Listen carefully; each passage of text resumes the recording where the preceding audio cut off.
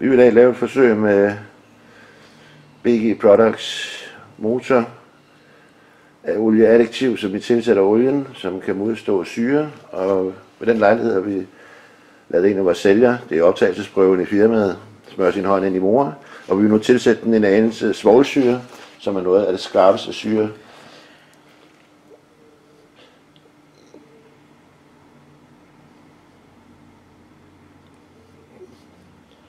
Fem dråber, og sådan ligesom for at vi kan bevise, at hvad det er for noget det her. Så hælder vi også lidt på her.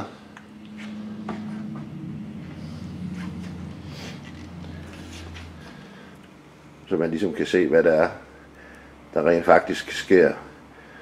Der sker en syredannelse, eller kan ske en syredannelse i motoren, naturligvis ikke så kraftigt, men syren den æder metallet, og det betyder, at vi åbner det, og der er chance for, at det kan gå i det her. Hvordan har hænderne det, Steffen? Det går fint nok. Det går fint nok? Ja, det er i hvert fald ikke hul i nu. Så. Nej. Normalt, hvis man har svovlsyre og sådan noget, det kommer på bukser og tøj, så laver det hul med det samme. Og vi har taget den samme dum, som vi kan se, som vi har hældt ud på her.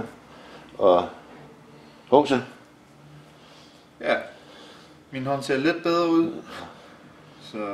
Så sådan arbejder svovlsyre. Det går stærkt. Hold op. Som vi kan se her, det er... Ups. Vi holder det inde på bordet her. Ja. Så vi er klar til putsi.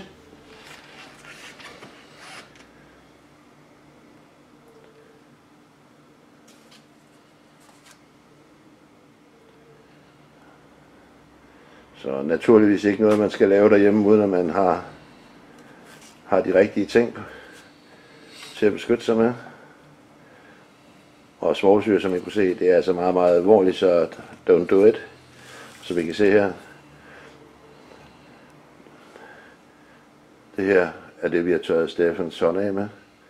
Og tro mig, hvis han ikke har været beskyttet, så har han længe stået i nærheden af en håndvask for at neutralisere. Ja.